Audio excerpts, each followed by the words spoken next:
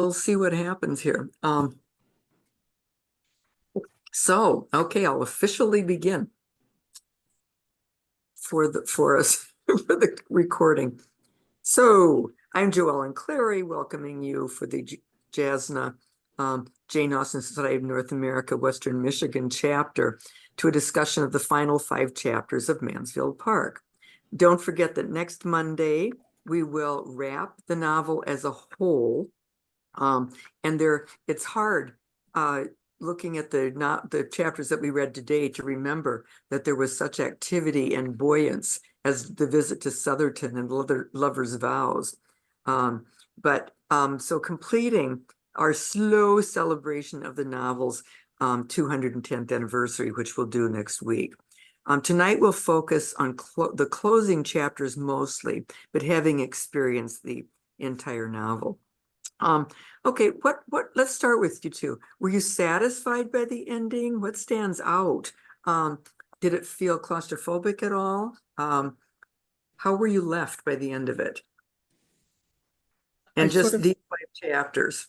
I think that she had to wrap everything up and provide an ending for these characters. And I felt that it was not so much claustrophobic as a little rushed compared to how everything else progressed through the novel. Yeah, I mean, it must have, she was deliberately stringing it out, it seems to me. And that last chapter was very deliberately done. But let's try to describe how these chapters as a group are different from most that we've read before. We've got the letters for one thing. I say number one, there's a lot of letter writing. You get to read the letters in this one. Right. You hear about them in the previous chapter, but here they're written for us to read. Yep, for the most part. Yeah. Yes. Yeah. Jean, what did you think? It's the only communication we really have is the letters. I mean, other than a newspaper, you know, the rest of it is all letters, and we don't have this omniscient narrator telling us, you know, what else is going on. We're just as unaware and desiring to know what's going on, just like Fanny. Yeah, well, we're mostly in Fanny's mind. That's what I meant about being a little claustrophobic. No, there's hardly any dialogue. Did you notice? Yeah. Fanny gets a letter and then she obsesses over it and waits for the next letter. And it's not, we are in her mind, like thinking about, you know, Mansfield Park is home, Portsmouth isn't home, etc. And there's some other things going on.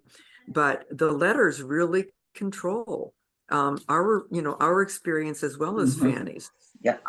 And the letters are more or less monologues, right? They're definitely not dialogues. No, letters aren't ever dialogues. Yeah. I mean, Fanny can't respond to, she can't call up someone on the telephone or text. So she can only respond in her own head. And that's kind of what I meant about Pike seeming a little claustrophobic, perhaps, in these last sections. But let's think about it. I even tracked the dialogue. I found it kind of interesting. But when finally I think it's in chapter 47, when they're finally back in Mansfield, and Edmund finally, for the second half of the chapter, starts talking. And that's a monologue. Look at My Penguin is page 422, chapter 47, or chapter 16, maybe for Eugene. And I think it's about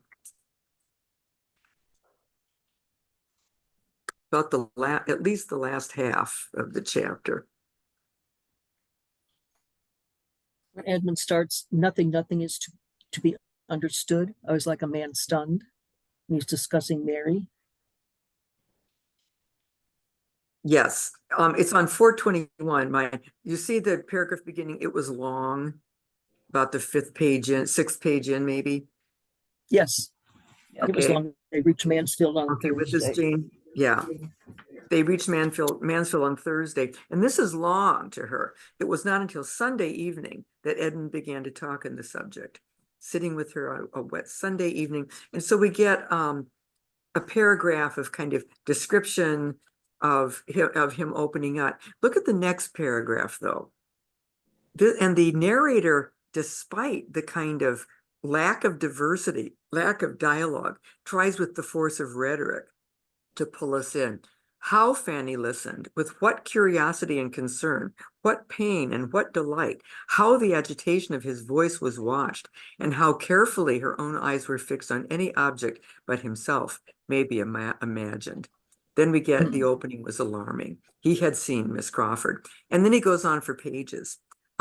He gives his whole report on seeing Mary Crawford, and then he is finished, we think, but then he takes up again. In my chapter, in mine is 421 through 427. So that's a long stretch of basically monologue, with Fanny only saying, "And what did you say?" And then what? Yeah. Yeah. There are some quotes there. If you look on the second page in where Mary talks, but it's very brief. Paragraph, that later in that paragraph, how Fanny listened, which is a long paragraph, but about halfway through. Hi, Melissa. We're a small group here. I guess so, yeah. We've just been talking about how the letters are all monologues. And in chapter 47, when they're back in Mansfield Park, we have Edmund's monologue, which pretty much controls that chapter. So that it's kind of a claustrophobic situation, but we're sort of charting dialogue because there's basically hardly any dialogue in this whole latter section.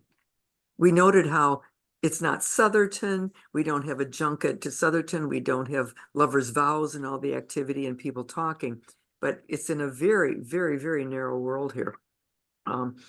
And okay, so we're in the middle of that paragraph where Mary's being quoted. "I heard you were in town. I wanted to see you. Let us talk over this sad business. What can equal the folly of our two relations?" And that's all she says. And he takes over.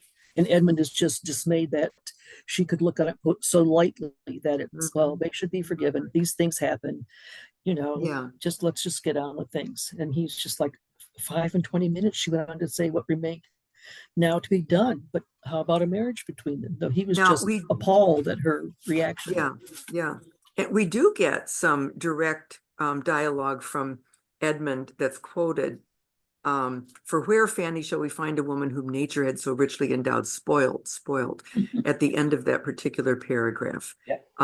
So there's a little bit of dialogue in there. After the next paragraph, where he's going on commenting, "It was the detection, not the offense." He stopped. "And what," said Fanny, believing herself required to speak, "what could you say?" I think that's her only line, maybe. Nothing to be understood. And so we're back in Edmund's, or at least we're getting the monologue. It's pretty much direct monologue. But Austen still has to pull us in with some rhetorical devices. It's all her fault. It would all have ended. Such feelings, such. And Edmund is just, in the same way that we've been in Fanny's mind when she's been obsessing, Edmund finally just boils over. And I never understood her before. She was a creature of my imagination. Habit carried her. So from 421 to 427 in my chapter, he's going on. He just spills.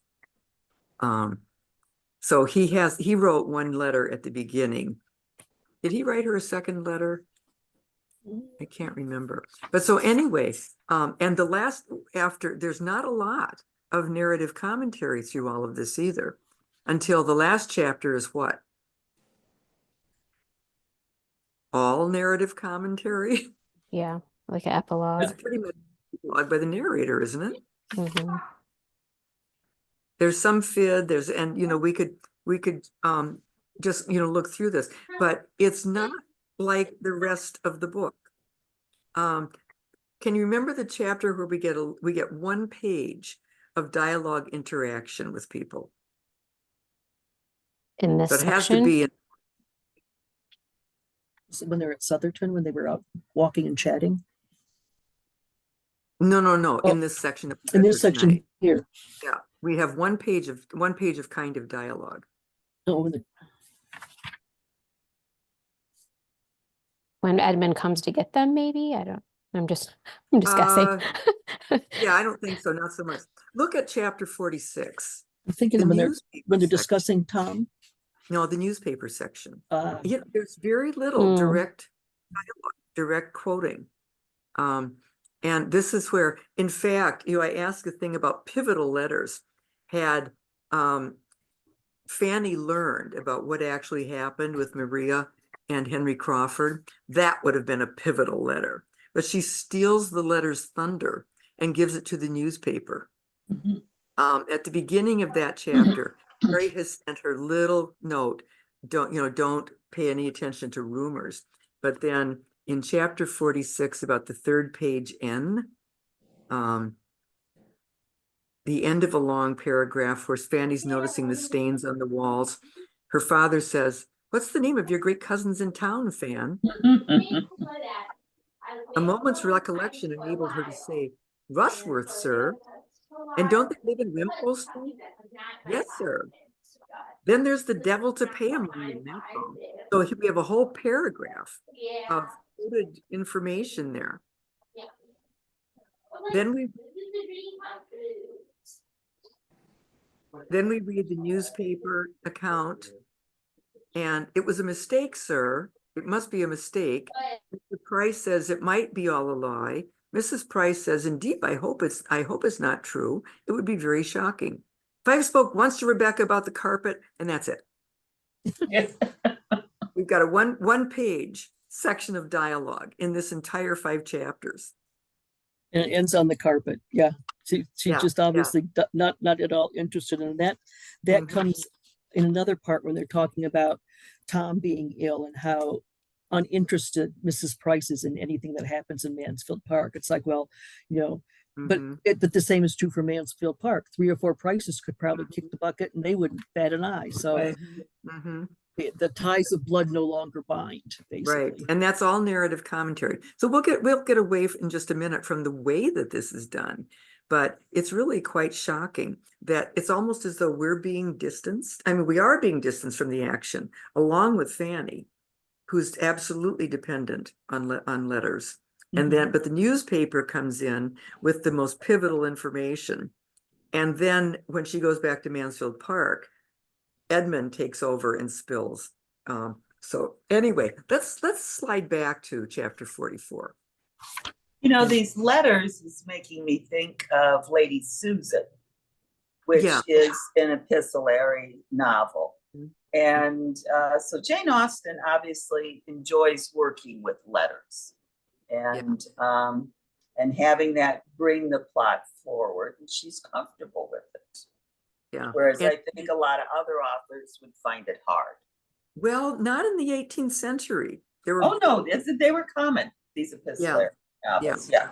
But she's good at it. She is. And she had a lot of people teaching her. But what we have here, and I credited Eve Taver Bannett for really sophisticated thinking about how letters are embedded in narratives. And she roots that in the 18th century. So here's just a little literary history bit, that it was mostly women novelists who started mixing it up, not strictly epistolary novels, but creating what she really dubs a kind of new genre, which she calls narrative epistolary novels, which have a lot of important letters carrying freight in these novels. And it's a sophisticated argument that she makes, but it has to do with the kind of feminism among a lot of these early women writers. And Jane Austen was reading all of them. And she really looks at the way that Austen uses letters in her novels as kind of the culmination of that sophistication, and kind of a bit of a rebellion. That's hard to explain right now. But so, yeah, you're absolutely right. She was very good at the epistolary. And I think, isn't there a lot of her juvenilia epistolary as well? I mean, Lady Susan is on the edge of juvenile, maybe not. But they think Sense and Sensibility for sure. But that Pride and Prejudice as First Impressions was possibly an epistolary novel to begin. And that's where some of the long letters come from. So I asked about letters. Just what were some of your thoughts about letters and how that functions for both Fanny and for us, just to get new information from letters?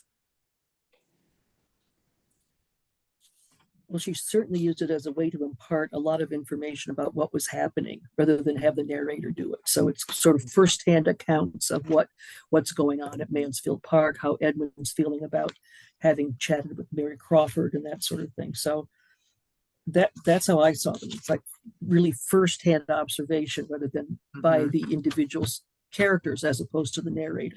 Yeah. I think they're great as like an artifact in a book.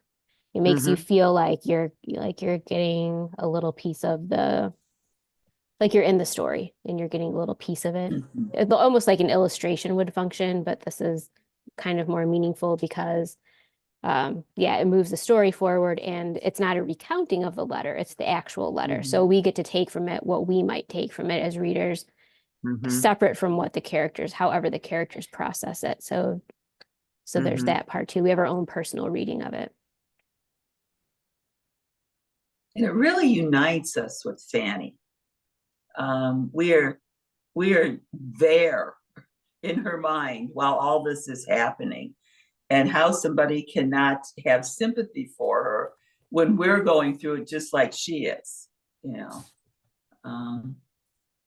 we want something to happen. We want them to take her home. We want to know what Edmund's going to do. We just want to know so much. Do we get as anxious as Fanny did, wanting more information, dealing with the partial information? Time has passed, not knowing what has happened next.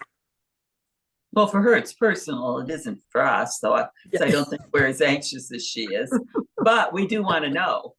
Yeah. That's kind of what I meant, I think, about a bit of claustrophobia, feeling distanced. We're kind of sharing a situation with her, maybe. I mean, Portsmouth's not as exciting, certainly, as Mansfield Park. So I think as readers, we're like, what's going on at Mansfield Park? Take me back to the action where things are happening. Yeah, that's right. We got the Grants. We've got the older brother's home when he's sick and almost dying. So Lady Bertram's in a real tiswas, and but with regard to the claustrophobic aspect, I imagine Fanny sitting in that little bitty room that she has in Portsmouth reading the letters, and that to me was the claustrophobic part of it. Yeah, she's sitting there reading them, then obsessing over them in that little tiny space. What also struck me is that Fanny withdraws from life in Portsmouth as well. There's no more talk about being a renter and chooser of books, of interacting with Susan or interacting with anybody there. We know she happens to be in the room in chapter 47 when her father comes in with the newspaper, and she's enjoying spring, but it also has all this light coming in showing the defects of the room she's in. But otherwise, that's it. Our one page of dialogue.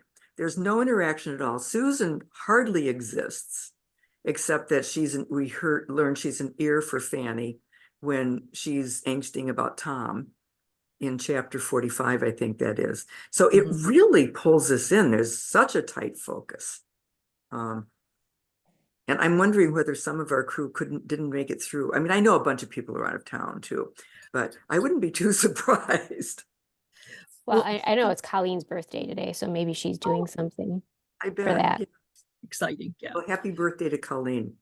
Okay, let's go back to the beginning of chapter 44 though, or 13, where we have the long letter from Edmund. This has been the one she's been waiting for, right? At the end of the section before, she's just, this is, and what a smack in the face after that last paragraph of chapter 43, where she's been musing that if she had a home that Susan could go to, and she thought that Henry Crawford, in fact, would be that generous if she could love him, et cetera, and then suddenly we get a letter from Edmund about Mary. And so what do we learn here? What new information do we get here? Remember, let's take a quick look at it. We get a little bit more information about the people that Mary is associating with. the Frasers and some other somebody or other, Or Stowaway or something like that. Stornoway, yeah. Stornoway, yeah.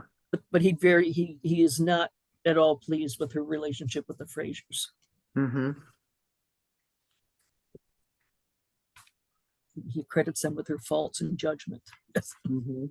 The influence of the fashionable world, the habits of wealth. When I think of her great attachment to you, Fanny, and the whole of her judicious, upright conduct as a sister, she appears a very different creature. So he talks about finding a fairly different Mary. And we've already read the letter from Mary, right? Reporting on how Edmund had been, his appearance had struck people. And Fanny thought that was very superficial. And then Edmund's going on. He's back at home now. There's clearly been no proposal. Mm-hmm. And we're putting that together along with Fanny. He still thinks that her prejudices are not as strong as they were. You have my thoughts exactly as they arise, dear Fanny, and perhaps they're sometimes contradictory. But in the third page of this letter, in my text, he's talking about that to give up Mary Crawford would be to give up the society of some of those most dear to me. And he thinks of Henry Crawford and Fanny, because he's imagining Fanny would be married to Henry Crawford, and he could not imagine losing her. So he doubles down on the trying to, he's going to write to Mary, right? He's going to write to her, he's going to go to London. I cannot give her up, he says, connected as we already are. Yep. He worries about writing a letter because she'd be in danger of consultations from friends he doesn't trust. Mm-hmm. But he was going to go after Easter, but that might be too long a wait, and she'll have done something else before then. He also reports on going to his sister's party, correct? What Yes. there that's of importance that really would have struck Fanny? Oh, he dined twice at Wimpole Street. That's where the Rushworths live, correct? Yes. Mm-hmm. Yep. Yes. There's a long paragraph. The last paragraph, the whole letter. Oh yeah, it's huge. Paragraph. And it's about, the whole letter is a single paragraph. It's about 2/3 of it, half a page from the end, 2/3 of a page from the end. What's he talking about? Before he dined twice at Wimpole Street. Oh, but he ran into Henry. Yep, he went to Mrs. Fraser's or Mrs. Fraser's party. Fraser's party, right. I am more and more satisfied with all that I see and hear of him. There is not a shadow of wavering. He thoroughly knows his own mind. He likes Henry, but Henry sees Maria, correct? Yeah, yes. And then it's all downhill from there. Well, and Fanny had not expected him to be at a party, right? Correct. She was going into Norfolk. Right. To take care of business. Mm-hmm. And he decides that he will write, which writing a letter in this case would be a sorry substitute. And Edmund says I acknowledge they did not meet as friends. There was marked coldness. On her side, they scarcely spoke. He said, I could not see him and my eldest sister in the same room without recollecting what you once told me. And I acknowledge that they did not meet as friends. This is another example of Edmund not being as perceptive as, he makes some distinctions that are interesting and smart, but he's just not as perceptive as we often think he must be about his sisters, about Fanny, about Mary Crawford even. So it ends. Go ahead, Susan. I was just going to say, with regard to Edmund, if he's that oblivious to things, how good a clergyman will he make? Yeah, I agree. Well, remember Sir Thomas, and we come up with this again, how Sir Thomas has no idea that his daughter Maria has entrenched feelings, that she's a passionate person. Mm-hmm. Does Edmund understand that? No. Henry Crawford didn't understand it until he's snared by it. So Maria just, no one has paid enough attention to her and what the undercurrents are there. At the end, then he talks about Julia. He's back home. My mother desires her best love. She talks about you every after. It will be after Easter when we get you. You are happy at Portsmouth, I hope, but this must not be a yearly visit. I want you at home that I may have your opinion about Thornton Lacey. How would Fanny register that? Helping with Thornton Lacey for Mary to be the mistress. Yeah. Yeah. I think I'd have to tell her to take a walk. And then we hear quite settled that the Grants will go to Bath. They leave Mansfield on Monday, et cetera, et cetera. And your aunt feels to be out of luck. The next letter we get is from Lady Bertram, right? Mm-hmm. Okay, flip a couple pages. Oh, now, my dear. so remember where we go with Fanny now. I never will. No, I certainly never will wish for a letter again. Yeah. And this is where, see those quotation marks? It's a secret declaration, but the narrator, or Austen, is making a distinction by giving us Fanny's exact language as though she's speaking to herself. Yeah. Not until after Easter, how shall I bear it? And my poor aunt talking of me every hour. Mm-hmm. Mm-hmm. And there's no good in this delay. Why is it not settled? He is blinded and nothing will open his eyes. And she really, we could talk about whether she goes a little bit overboard in blaming everything on Mary Crawford. I mean, he's blind, but that doesn't get too much condemnation. She does say, Edmund, you do not know me. Yeah. At that one point there, but talking about Mary Crawford. Mm-hmm. We just determined that Edmund didn't know his sisters either. Yeah. He doesn't know Fanny. I mean, he knows her intellectually, maybe. I mean, he's guided her, et cetera, but he doesn't seem to be strong on feelings. None of these men understand the women. Mm-hmm. Mm-hmm. Is there a single one? They're totally missing it, every single one. What about William? William just understands Fanny. Well, kind of. He understands things about her. Well, kind of, because he assumes that she will never marry and she'll come and live with him and they'll be brother Right. and sister and have a house together. Yeah. When he assumes she's rejected Henry Crawford.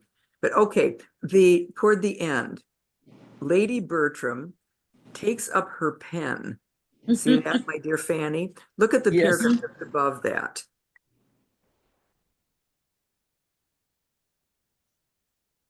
There was rich amends after having Yes. missed her sending the grant news. Her hour of good luck came. And what's the news? The distressing intelligence observed her ladyship. Tom is, well, he's there, he's ill, he's recovering. Yes. Mm-hmm. And then she writes later, she continues her letter when Tom has shown up. Mm-hmm. And it says that has agitated us exceedingly. We could not prevent ourselves from being, oh no, wait. He's not there. He's not He's there not yet. there yet. Yeah, Yeah. they're going to get him. Gotta go get him. Yep. So I flatter myself the poor sufferer will soon be able to bear the removal and get to Mansfield Park. Then we're back in Fanny's mind. Mm-hmm. She said, Lady Bertram keeps writing and writing, but she understands that it was a sort of playing at being frightened, the suffering which Lady Bertram did not see. Well, And they then kind of shelter her from it. They tell her that he's getting better. They don't tell her the whole thing. Mm-hmm. Yeah. So when Tom comes home, we're told just before we get some quoted letter that the letter was finished in a different style, in the language of real feeling and alarm. And she wrote as she might have spoken. So Edmund is home. Nothing's happened with Mary yet. She's still stewing. Tom is back home extremely ill. We don't know exactly what that's going to mean. And we're told in the third paragraph from the end that Fanny might be said to live upon letters. Lady Bertram wrote daily terrors to her niece, et cetera, et cetera. Susan was her only companion and listener, And so this is how that first chapter ends, where where that section, Susan, you were referring to about Mrs. Price. Mm-hmm.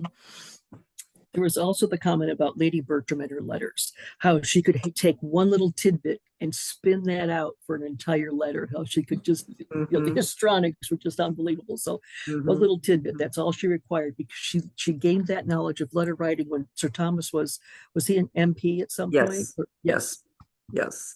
And that's her one talent, is she's a good correspondent, right?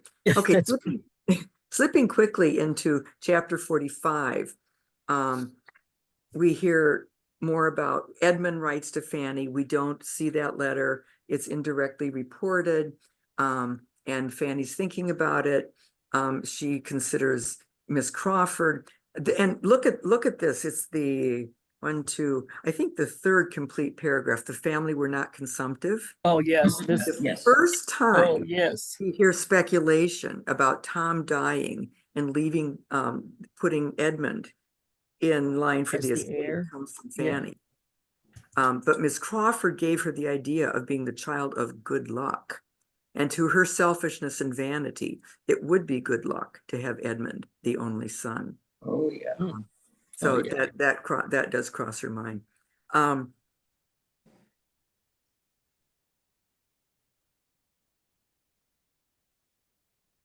Yeah, well, then the next one was that such was the state talking about the illness.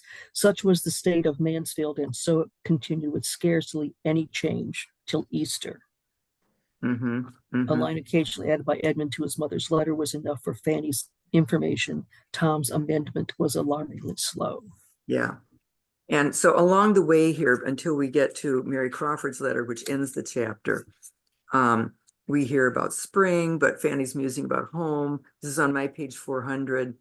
When she had been coming to Portsmouth, she had loved to call it her home, beginning of the paragraph, had been fond of saying that she was going home. The word had been very dear to her, and so it still was, but it must be applied to Mansfield. Yep.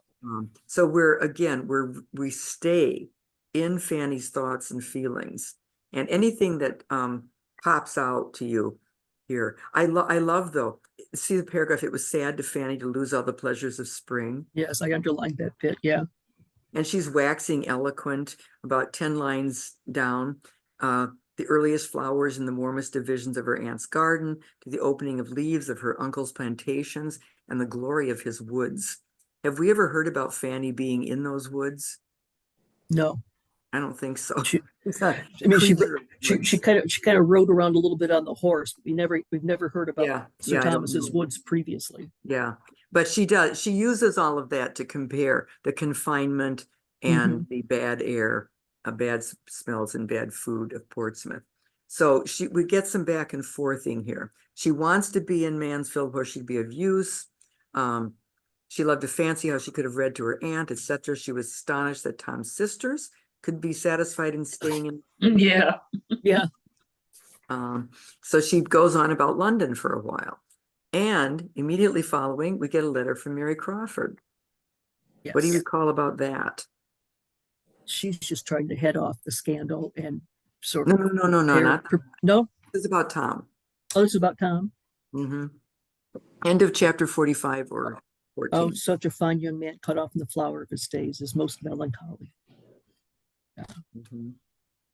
She kind of hints like, if he dies, Edmund will inherit and that will make him, obviously that would change her position. I mean, to kind of Tom's whole role in this novel is to possibly die so that Edmund can possibly inherit, so that can possibly change things.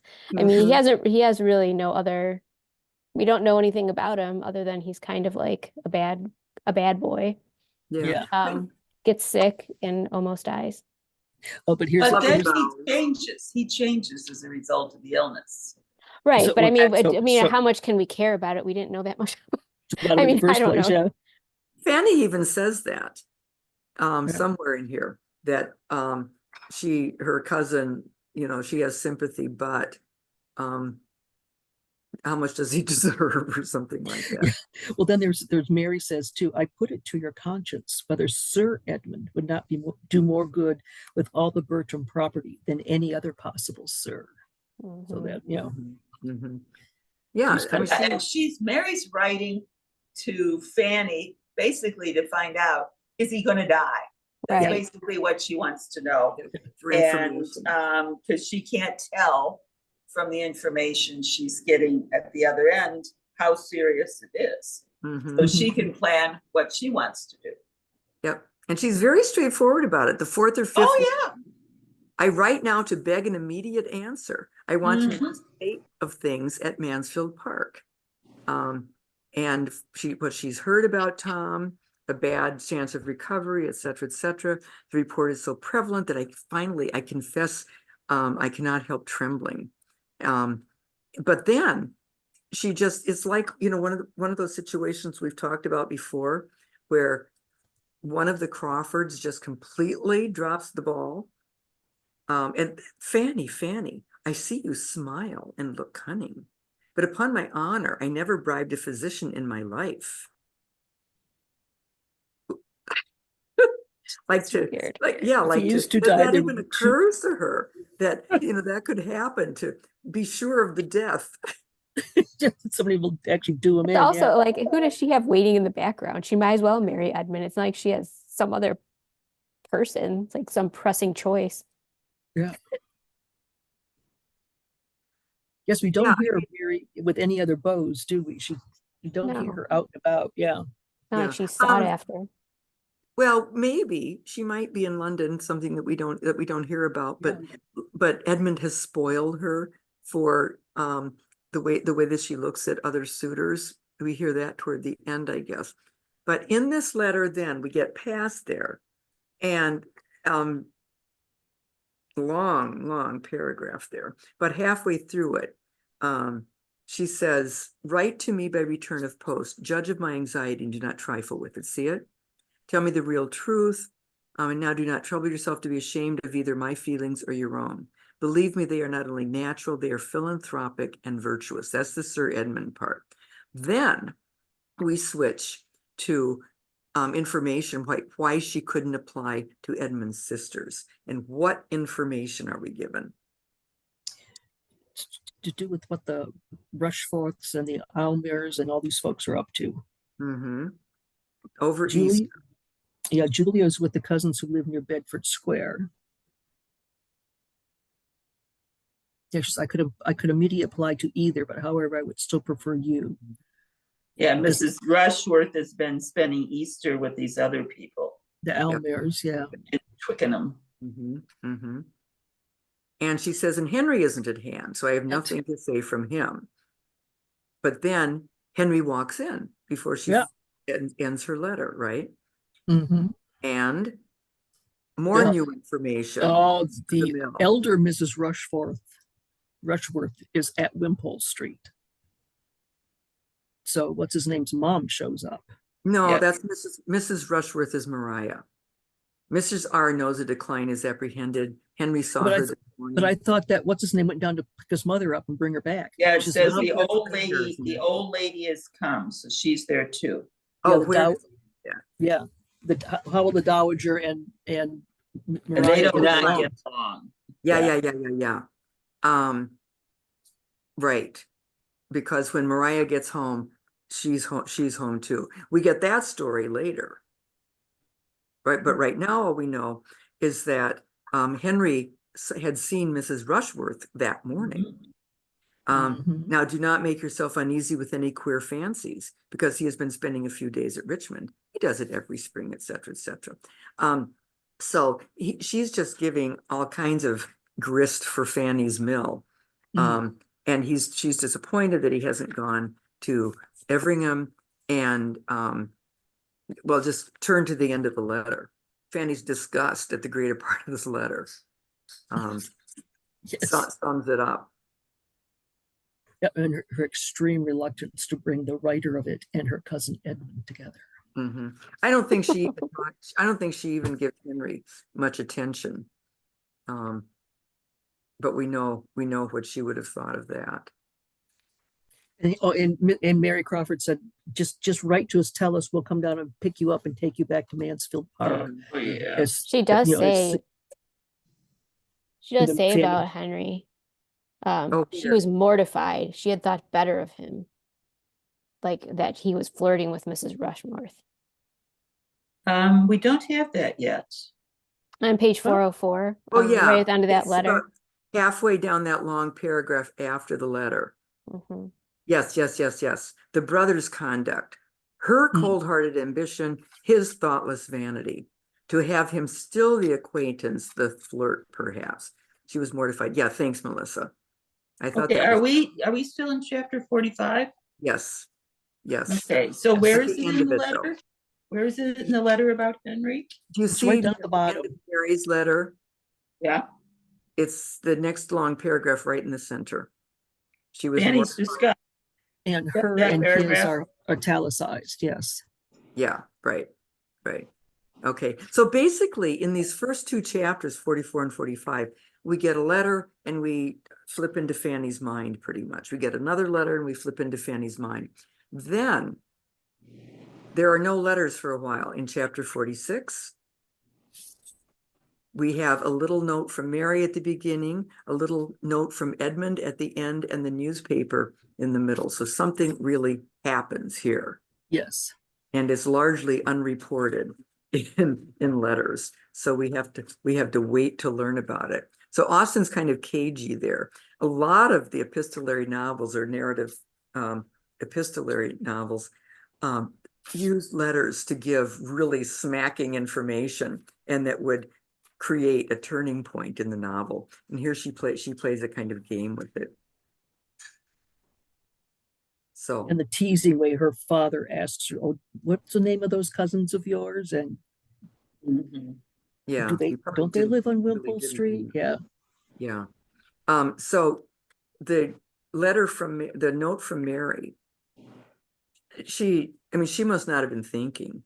She gives so much information to read between the lines, but it's partial. And what's the mistake that Fanny makes in interpreting it?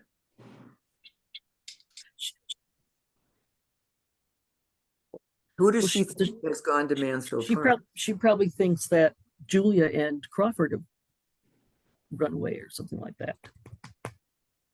Julia? No, Not Julia. that she thinks that they've gone to Mansfield Park. And Julia with them.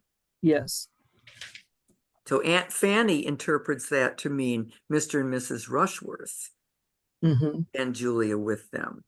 So not until later, when she gets the narrative, does she understand exactly. Yeah, what she had said happened Fanny from the stood newspaper. aghast. But as no scandalous, ill-natured rumor had reached her, it was impossible for her to understand much of this strange letter. And already at the end of that note, Mary is blaming Fanny. But why would you not let us come for you? I wish you may not repent it.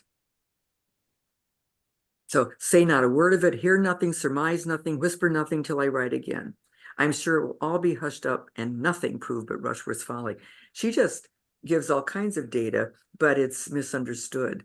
It's misunderstood at that point. Okay, what chapter are we in now? This is chapter 46 or 50. Oh, 46. Okay. No, yes, right. Okay. You kind of summed up those first two chapters as having pretty long letters and Fanny responding to them. And then Mary, she doesn't hear from Mary for a while, and she gets this note. Okay. So this is the pivotal chapter. Big turning point. So Fanny again is speculating. If the Rushworths had gone themselves to Mansfield, it was to be inferred from what Miss Crawford said, it was not likely that anything unpleasant should have preceded them. And to Mr. Crawford, she hoped it might give him a knowledge of his own disposition. It was very strange. She had begun to think he really loved her and to fancy his affection for her, something more common. See that? And his sister still said that he cared for nobody else.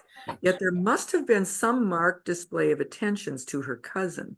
There must have been some strong indiscretion, since her correspondent was not of a sort to regard a slight one. But she still must have, ferried his bride off from the situation. So she can't banish the letter from her thoughts. The next day comes, and the second there's no letter. And then finally, we have that scene with the newspaper that we looked at before. It's really a great chapter with Mrs. Price as Lady Bertram, completely off point. Yep. She should have fixed the carpet. I told you to fix the Yeah. carpet. What? And then we're back in Fanny's mind with some much better understanding and really diving in to all kinds of horrors. Do you see the letter from Edmund? Dear Fanny, you know our Yes. present wretchedness. The page before that has Fanny really expressing her horror. Yes. A woman married only 6 months, a man professing himself devoted, even engaged to another, that other her near relation, the whole family, both families connected as they were by tie upon tie, all friends, all intimate together. It was too horrible a confusion of guilt. And by the end of that chapter, she said, Miss Crawford's letter stamped it a fact. So whatever she read in the newspaper, she thinks is confirmed by what Miss Crawford had set up. What would be the consequence? Whom would it not injure? Whose views might it not affect? Whose peace would it not cut up forever? Miss Crawford, and she speculates about people all the way through. Is there in this paragraph any note of satisfaction yet that Mary and Edmund might be affected negatively? Not in that particular paragraph. Not so much. Not so much. Not so much. No intelligence from Mansfield Park until she gets the letter from Edmund. And I don't know on what basis he says, you know, our present wretchedness. If her father hadn't read the newspaper, she wouldn't know. Except though Mary had, set up a note.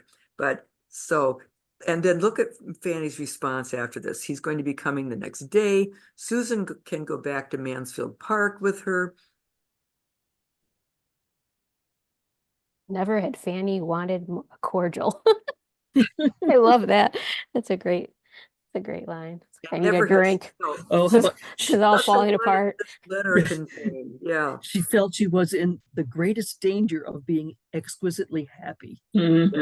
Yes. First time we've heard the word happy and seen the word happy and Fanny in the same sentence, I think. Happy while so many were miserable. The evil which brought such good to her. Yeah. So she still was, then we basically just understand that she gets through the rest of the day packing with Susan, being occupied, and by 8 in the morning, Edmund was in the house. And here we get one line of dialogue again. My Fanny, my only sister, my only comfort now. Then he turns to, have you breakfasted? And they're on the road. And they're off, and off they go. Yeah, and there's no real conversation, except that when they pass out of Portsmouth, how her heart swelled with joy and gratitude as she passed the barriers, et cetera, et cetera. So, okay, we're kind of lollygagging here. They do get home, and we get a line of dialogue at the very end of the chapter from Lady Bertram. Dear Fanny, now I shall be comfortable. And she falls on her neck. Okay, this first chapter, let's whip through page 47, the first chapter at home. Basically, we get a lot of gaps filled in. And who actually tells Fanny what's been going on? Who's responsible for telling her what happened in the first place? What happened in response with Henry Crawford and Maria? What happened in response with Sir Thomas? Our methodical narrator is... It's Sir Thomas, isn't it? It's Lady Bertram. Sir Thomas Lady Bertram? There. Right. And we're told in my text 417 down, which is second page, that Fanny learned from her aunt all the particulars which had yet transpired. She was a very methodical narrator, but with the help of some letters. So here letters come in again, letters from the past, that the exchange between Sir Thomas and his friend, who notified him from London of difficulties going on. I believe letters from Sir Thomas when he had been in, when he finally gets to London. And so we're hearing only from the outside. Again, we're not privy to what Sir Thomas is thinking at all, are we? Mm-mm. So we hear that Mrs. Rushworth had gone for the Easter holidays. Julia and Yates Elope. forget about Elope. their thing. I think still we're with Mrs. Rushworth and the maid, making it impossible and setting that up. So we get 2 or 3 pages, and Mrs. Rushworth did not appear again. And Sir Thomas is staying. Then she's speculating about what's in Sir Thomas's mind. And do you see the paragraph beginning? She was mistaken, however, in supposing that Edmund gave his father no present pain, because she's thinking about both Maria and Julia, I think, at that point, but his suffering, etc., etc. Had he been privy to Mary Crawford's conversation with his son, he could not have wished her to belong to him, though her 20,000 pounds had been 40. That Edmund must be forever divided from Miss Crawford did not admit of a doubt with Fanny. So she's really filling in all the gaps that might have been filled in along the way had she been in Mansfield. So we get the whole narrative dropped on us too, out of a long period of waiting. And then it was long. We looked at this section before. See that 421, the beginning of the long monologue by Edmund. But the next paragraph, how Fanny listened with what curiosity and concern, etc., etc.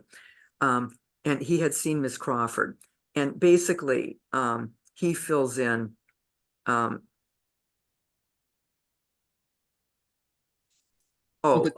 Crawford's response. So we get some dialogue there.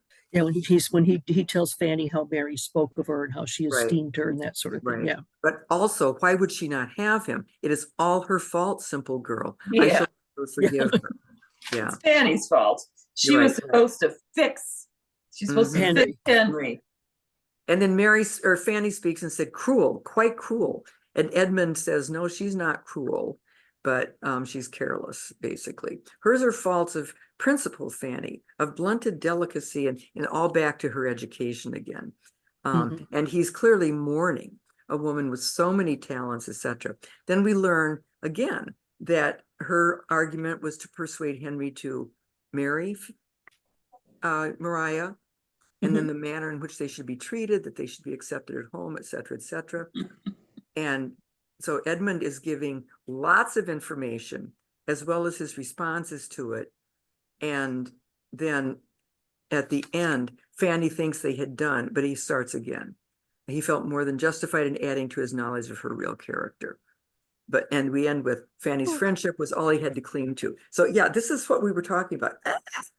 It's a lot of information. I mean, it's so much information. Yeah, we basically get it all in the last. Except for we get 2 sentences when Edmund decides to marry Fanny. I'm like, no, I want more. We need more information about what changes his mind, except for there she was. I'll marry her. I don't know. Well, obviously, I can't marry Mary because of the frivolity with which she approached the scandal of her brother running off with my sister. So that was just out of the question. Yeah. And talking more about chapter 48, we can do next week when we're wrapping the whole thing. I want to think back to where we've been, though, the threads that we followed throughout, that Austen makes Fanny's development and even the possibility that she could start thinking positively about Henry Crawford excruciatingly slow. But it's interesting along the way. But then all hell breaks loose. Everything explodes. What did you think of the final chapter, though? In a nutshell, it's a monologue by the narrator. She finally gets us into Sir Thomas's mind. Did you notice that? We're quite a lot. There's even some FID there, free and direct discourse.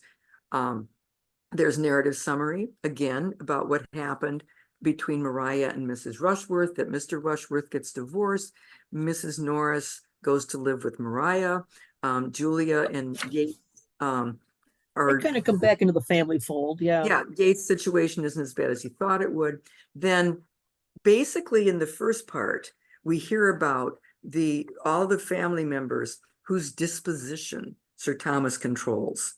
Like Mariah can't come home, etc. Mariah, Mrs. Norris, Julia.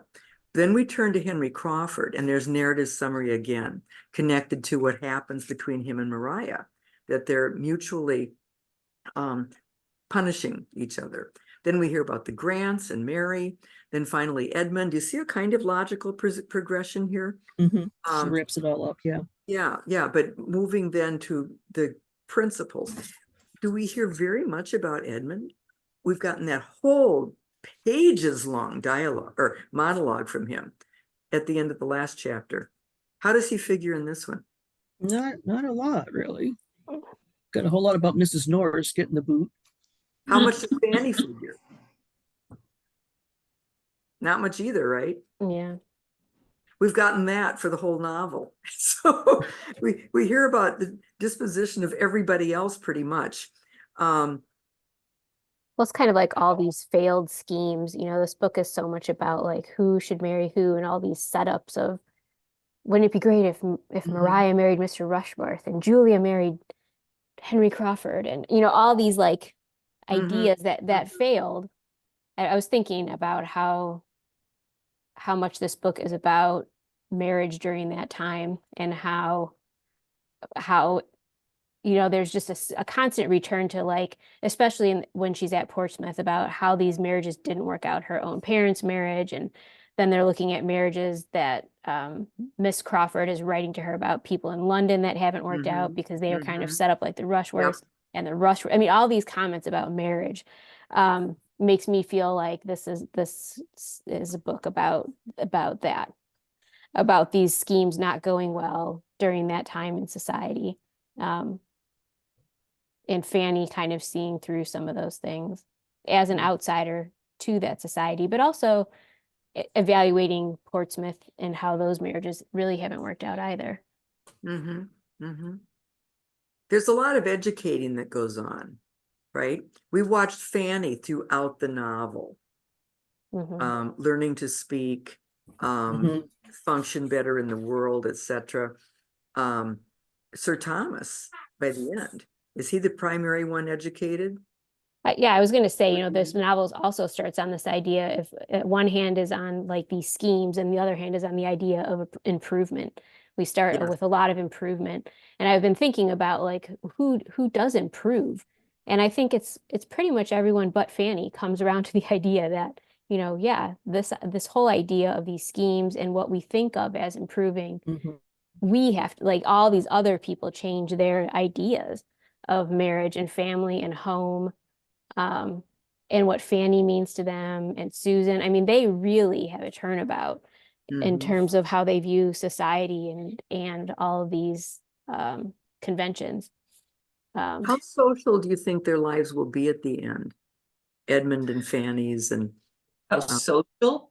Yeah. So, well, he is the vicar or the parson or whatever, so he's going to have to do some, you know, go out and about with his interaction with congregation people and that sort of thing. But Fanny, I don't know. I was actually looking through some comments about the book, and this was one that stuck with me. It's like Fanny was assertive, but only in the negatives, that she rarely acts, only counteracts, as in she doesn't initiate anything. She just reacts to what happens to her. Well, she has initiated things like taking care of Susan and stuff. That was an initiation on her part. I think that's a little extreme of that author to say that. And Susan is a little more outgoing than Fanny is. It's just the nature of their personalities. And I think as Fanny has become more comfortable in her position there, without Aunt Norris constantly putting her down and saying how horrible she is, and having a husband who loves her, I think she'll gain a lot more confidence. And the whole family loves her, you know, and accepts her as part of the family. So I see a lot of potential for continued growth on the part of Fanny. Maybe. The last, you know, it's really an interesting, it wraps up the last paragraph. We finally get a report on the married cousin's future. And their picture of good was completed by the death of Dr. Grant. So they get to go to the parsonage because he dies.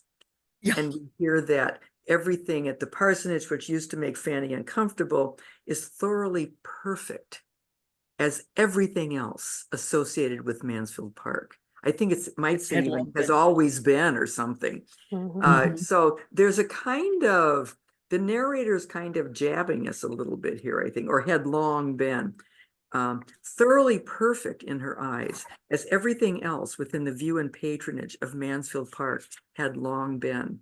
And we have seen from the beginning so many things not perfect, that this seems a little bit like a fairy tale ending. But do we get the hint that Fanny might be pregnant? That's penultimate paragraph there. Possibly, I think. The fact that they need an increase in income. Just an income, and the distance from the parental abode was an inconvenience. Yeah. Well, it had long been viewed as perfect. I think after her trip to Portsmouth, that's when she regarded it as perfect. Up to that point, she still had this concept of home in Portsmouth, and never felt she was really accepted at Mansfield, which is true. Well, maybe long been only refers to after Mrs. Norris is gone. Oh yeah, that's what I'm saying. It's a big. But there is a little bit of an undercurrent here that the married cousin's final good occurs because of a death, and there's always a little bit of something. Well, she's mentioned that before, that such good could come out of such a horrible thing. You know, out of Henry and Mariah running off. The good is she gets to go back to Mansfield. You know, they immediately send for her. And so she had made that comment before, that out of bad, good things can come. You know? Objectively considering, how much of a catch is Edmund? I think I'd be bored to tears.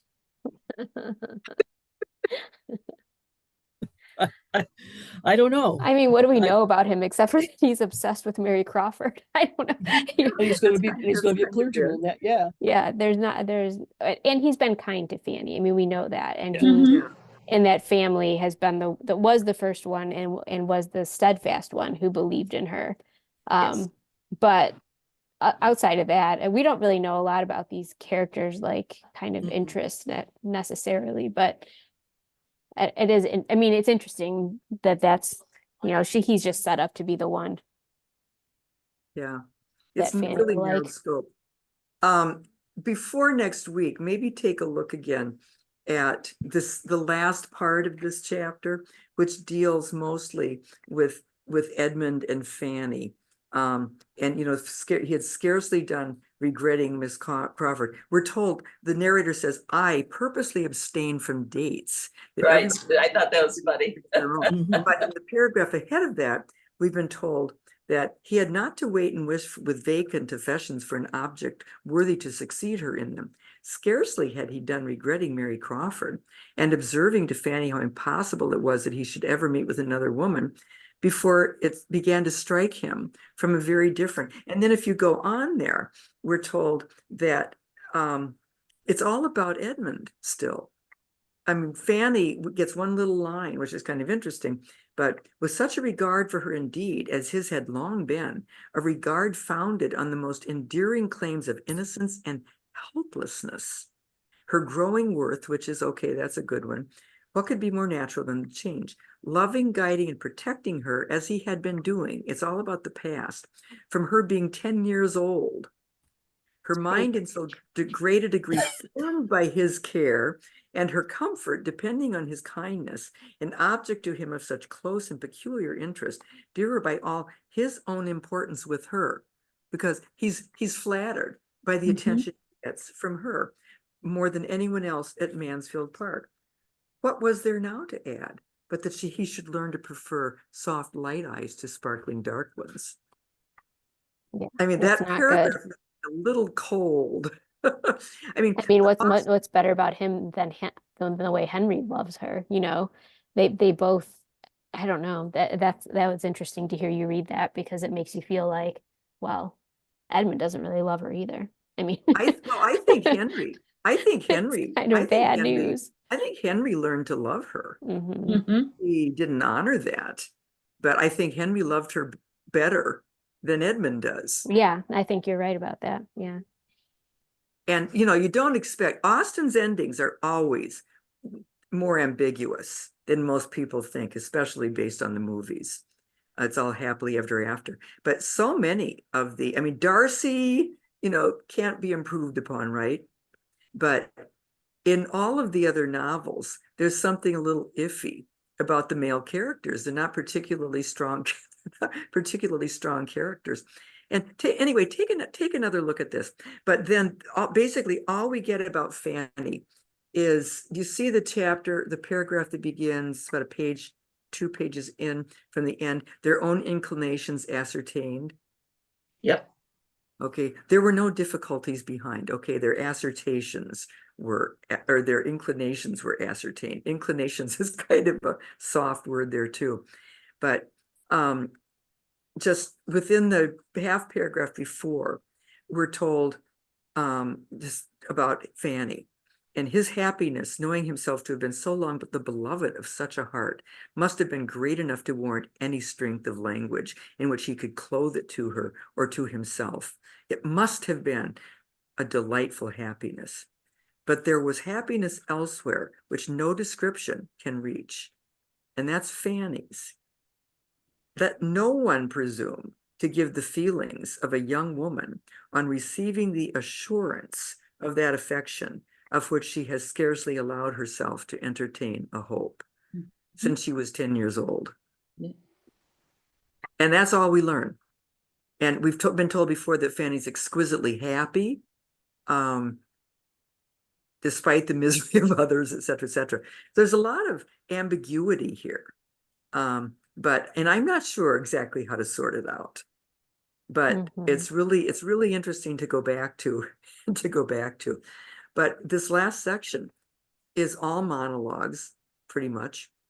Very little dialogue until we start hearing, you know, some narrative commentary at the end. And we get a couple of sections of narrative commentary by the actual narrator wrapping things up. And she just clicks through the list. The people Sir Thomas affected, the Crawfords and Grants whom he didn't, what happens to Mary, then that leads straight to Edmund and to Fanny. And we don't, anyway. So it's odd. And for reasons that I don't think I've read about, I've read a lot of complaints about the last chapter, pointing out the ironies of the situation and all that. But so let's really try to maybe flip through before next week. Everybody interested in doing the wrap up next week? Yeah. Yeah. A lot of people complain about a lot of the endings being kind of quick. You know, Sense and Sensibility. Suddenly Colonel Brandon is there with Marianne, and that a lot of it's kind of a quick wrap up. And they say, you know, well, maybe it's because she, you know, Jane Austen was never married, and her writing is about the growth of women. And it's really not about the happy ever after stuff. And so that's why she kind of whips through that at the end of novels. But we've said before, she was scrupulous about not writing outside her experience. However, she made plenty of observations, lots of brothers and their wives' marriages and that kind of thing. But not in her own experience. Oh man, what just crossed my mind? Oh, Sense and Sensibility. Yeah, that's what I just said. Brandon and Marianne were told, it wraps up the whole paragraph about that by saying, she was his proper reward. Being such a good guy, she was his proper reward. So they've packaged, they seem to have picked up Marianne and given her to Colonel Brandon. And he's a nice guy. But I think the movies do a better you're job. muted, Susan. I always see Alan Rickman when you mention Colonel Brandon from the film Sense and Sensibility, and he was always one of my favorite actors. So that's what I see. Yeah. What were you saying, Jean? The movie extends out the time that Colonel Brandon basically is courting Marianne, and she is coming to see who he is. You know, that's all been added in because the Emma Thompson just whips it off and it's done. You know? Yeah. He's doing a nice job. Well, she covers. So, yeah, and we have an opportunity, if you're interested, in looking at Patricia Rosema's film sometime in October if you want to. But that's, that kind of goes down a different path. And Susan and Melissa, you're close enough to go to Holland if you're interested for that conversation on Saturday, October 5th. But Jean, if you're interested. No, it's too far for me. I don't go anywhere. Oh, no. I meant something on Zoom, even talking about the film if a few other people want to. But okay, sorry, we've run over here. There's so much to say still, and we've mostly just been ticking things off. This, and this happened. So let's try to do a little more digesting overall. But this last section is odd, isn't it? Mostly monologue. It's just so compressed. Everything was just so compressed in these last chapters. Yeah. But also we don't have there's not much scope for us and how we experience things. So anyway, great to see you. Thanks for wrapping this up. And great to talk to you. So see you next week. See you next week. Next week. Okay, good.